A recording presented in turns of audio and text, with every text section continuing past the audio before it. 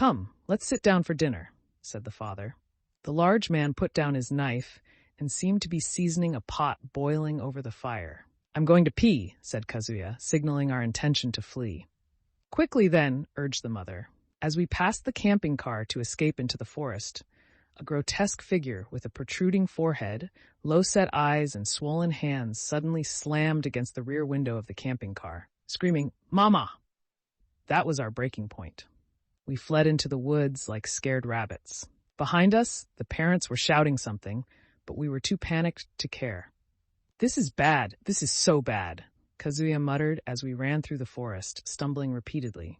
"Let's head downhill to the main road," we decided, using a small flashlight to navigate the dense forest. It was a naive plan, though the town lights seemed close from the clearing by the stream. An hour of running brought us no closer to civilization. We were utterly lost. Exhausted and at our limit, we collapsed. "Do you think that horror family will follow us?" Kazuya asked. "They won't eat us, so probably not. They're just a bit odd, not like in the movies. Though that last thing we saw almost made me pee myself," I replied. "What about our stuff?"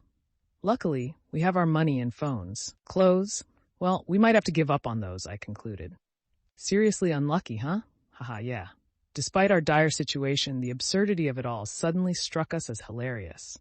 After a bout of laughter, the dense, suffocating smell of the forest and the complete darkness snapped us back to reality. Escaping the bizarre family was one thing, but getting stranded here was another. Should we wait until morning? Not to sound like that old lady, but there might be wild dogs, if not bears. I wanted to keep moving, but feared ending up back at the riverbank, so we decided to rest on a fallen tree. Eventually, we began dozing off due to extreme stress and fatigue. I woke up suddenly. It was 4 a.m., and the surroundings were getting lighter. Kazuya was not beside me, but standing behind me. "What are you doing?" I asked.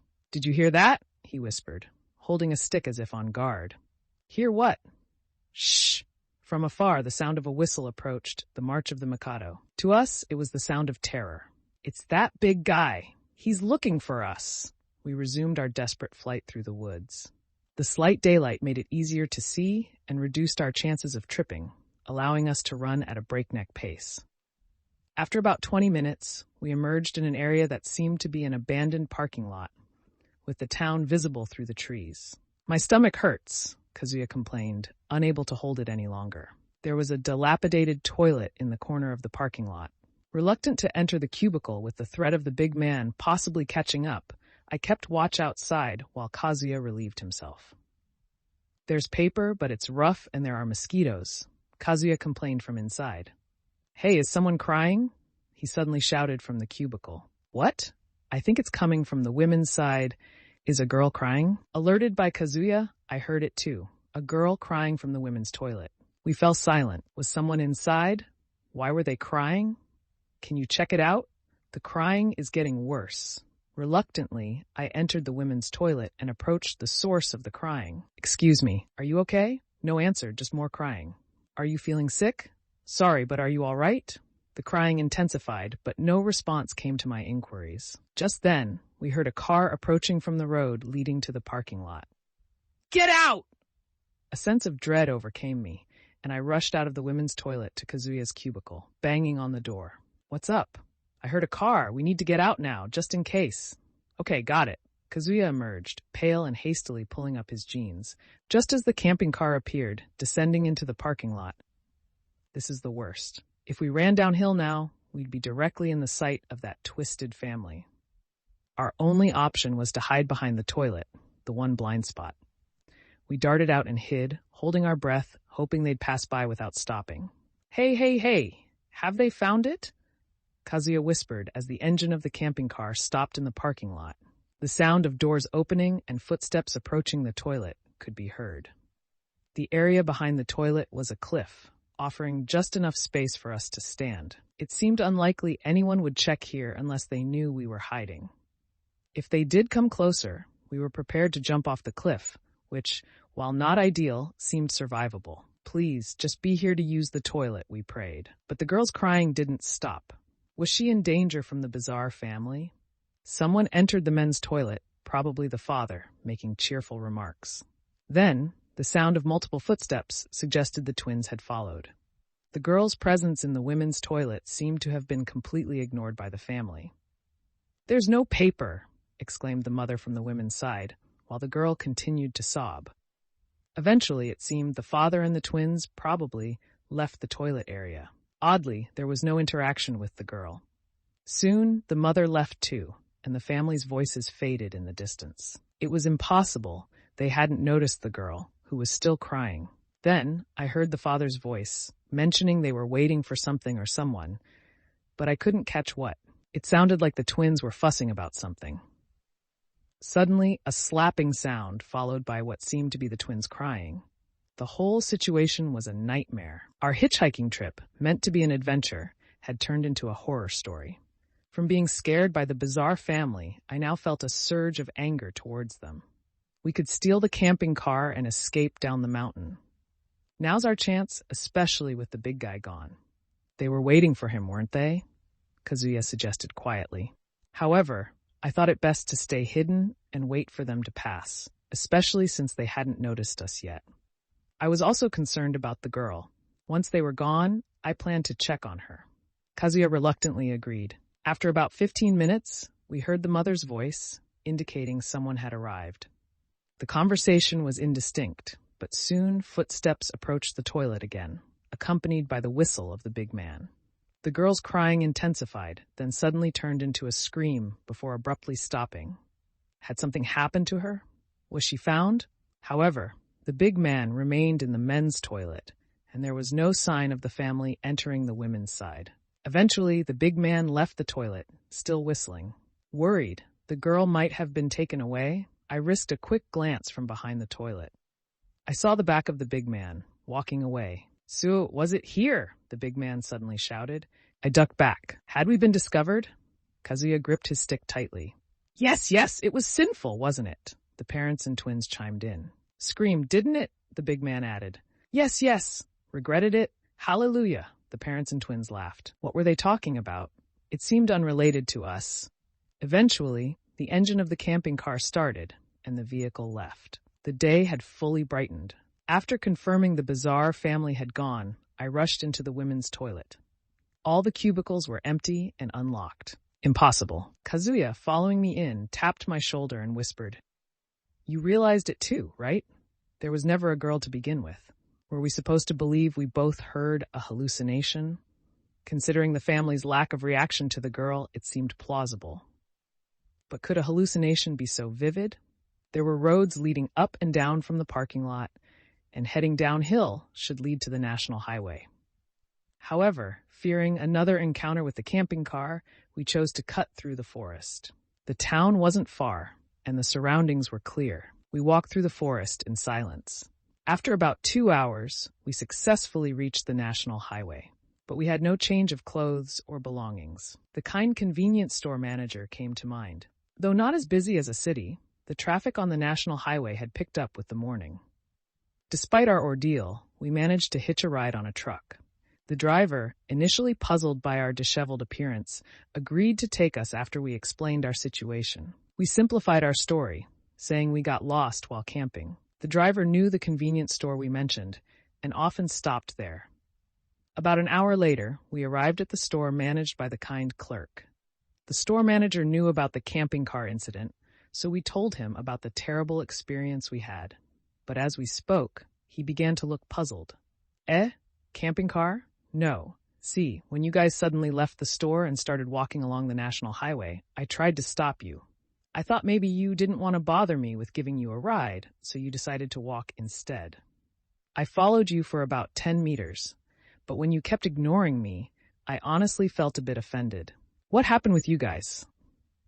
What did he mean by that? We clearly saw that camping car stop at the convenience store, and the store manager himself processed the payment. There was another part-timer, but it seems they've left for the day. Was the store manager in on it? A wave of anxiety washed over us. Kazuya and I exchanged glances. Excuse me, just going to use the restroom, said Kazuya, and he pulled me into the bathroom with him. What do you think? I asked. It doesn't seem like the store manager is lying, but what if, just in case, he's related to them? But why would they go through such elaborate measures? Are they all crazy? Still, it doesn't sit right with me. So how about this?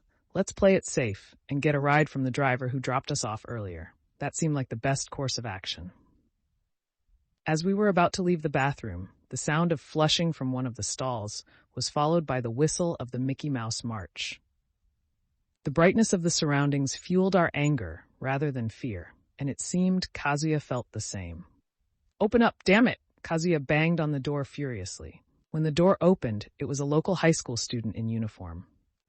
Sorry, haha." Kazuya laughed awkwardly, relieved that our commotion hadn't been heard outside. After apologizing to the high school boy, we returned to the driver, chatting with the store manager. "We don't want to trouble the store manager any further, so could you please take us into town?" "Here's something for you," said Kazuya, placing a carton of the driver's favorite brand of cigarettes on the counter. The negotiation was successful. We never considered going to the police with the bizarre family incident. It was too far-fetched, and we wanted to forget about it as quickly as possible. Losing our packed clothes was a regret, but fortunately, the truck was headed towards the city. The driver, delighted with the gift of cigarettes, drove cheerfully. Before we knew it, we had fallen asleep in the truck. Waking up, we found the truck parked at a drive-in, where the driver bought us yakisoba, which we ate inside the truck. As the vehicle started moving again, Kazuya fell back asleep. I couldn't sleep, instead gazing out the window, pondering over the nightmarish events. What were they? A real twisted family? A hallucination? Not of this world? What was the crying girl in the toilet all about? The decayed camping car and our equally decayed backpacks, what did they signify? Kazuya's mood had been lifted by a successful recent mixer. Our friendship, forged in mischief, remained unchanged. His inexhaustible cheerfulness somehow made the horrific journey feel a bit lighter. Now nearing 30, we've both found jobs, though it's been a while, and are living normally. Kazuya still can't stand the sight of camping cars, and I've been traumatized by the Mickey Mouse March. At the recent mixer, hearing a girl's ringtone play that tune nearly gave me a heart attack. The whistling of the large man still haunts my dreams occasionally. "Ah!" I inadvertently exclaimed, startling the driver. "What's wrong?" he asked. "Please stop." "Huh? I'm sorry, this will be quick." Reluctantly, he stopped the truck, and it seemed Kazuya woke up during our exchange. "What's going on?" "Look over there." What I pointed out left Kazuya speechless. There, at the derelict drive-in, was the camping car. It was unmistakable, the color, shape, the cross painted on the front. But something was off. The vehicle was decayed as if it had been abandoned for decades. All the tires were flat, and all the windows were shattered. "Sorry, but can you give us 5 minutes?" "Just 5 minutes," I explained to the driver, and we left the truck idling on the shoulder as we approached the camping car. "What the hell?" Kazuya said, echoing my thoughts. Up close, it was undoubtedly the bizarre family's camping car. The surrounding brightness and the sound of passing cars gave us a sense of security, with curiosity overtaking fear. We opened the rusted door to find a foul-smelling interior. "Oi, oi, oi, our backpacks, aren't these ours?" Kazuya shouted. Indeed, the backpacks we had left in the car were there, decayed as if they had been abandoned for decades along with their contents. "What does this mean?" Kazuya muttered again.